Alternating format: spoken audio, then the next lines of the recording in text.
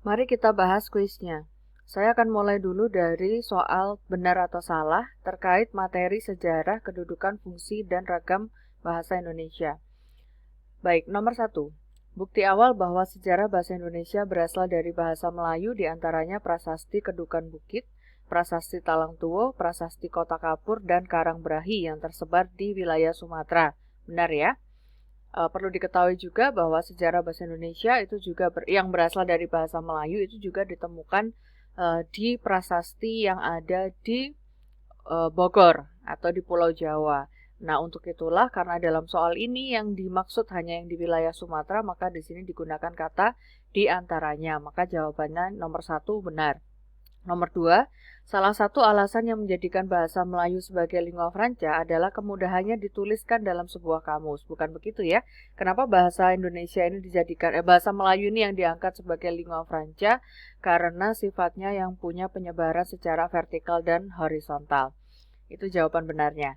Kemudian nomor 3, salah satu faktor yang mendorong tulisan bahasa Indonesia berkembang menjadi tulisan Latin adalah mendominasinya ejaan bahasa Belanda hingga diterbitkan 2 kamus bahasa Indonesia berejaan Belanda. Benar ya? Karena sebelumnya pada saat menjadi lingua franca, bahasa Melayu itu baru sebatas bahasa lisan.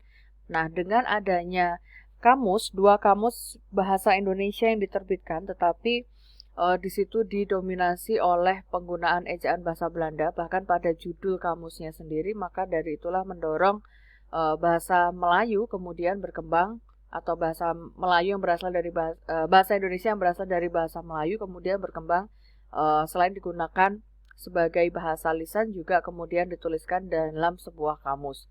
Yang nomor 4, bahasa Melayu mulai diikrarkan menjadi bahasa Indonesia saat Kongres Bahasa Indonesia II tahun 1954, bukan ya?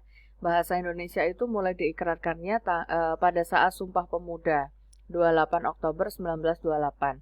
Kemudian nomor 5, ejaan bahasa Indonesia sama sekali tidak dipengaruhi oleh ejaan Belanda saat muncul ejaan Melindo tahun 1959. Juga salah karena sama sekali tidak dipengaruhi oleh ejaan bahasa Belanda itu pada saat munculnya ejaan LBK, Lembaga Bahasa dan Kesusastraan, bukan ejaan Melindo. Kemudian yang keenam, ejaan yang disempurnakan atau IYD mulai digunakan di Indonesia setelah tahun 1966 dan menjadi sejarah terakhir dari perjalanan bahasa Indonesia. Salah kenapa? Karena setelah IYD masih ada EPI, ejaan bahasa Indonesia. Nomor 7, perbedaan mendasar antara kedudukan dengan fungsi bahasa Indonesia adalah kedudukan memfokuskan pada status relatif, sementara fungsi memfokuskan pada nilai pemakaian. Benar ya? Kemudian nomor 8, bahasa Indonesia berkedudukan sebagai bahasa nasional jika bahasa Indonesia menjadi alat pemersatu berbagai suku bangsa di Indonesia. Benar ya? Kemudian 9, jika masyarakat Indonesia merasa bangga menggunakan bahasa Indonesia sekaligus mau membina dan mengembangkannya, maka bahasa Indonesia sedang berfungsi sebagai lambang kebanggaan nasional. Bukan lambang kebanggaan nasional yang benar, tetapi lambang identitas nasional. Maka di sini jawabannya S.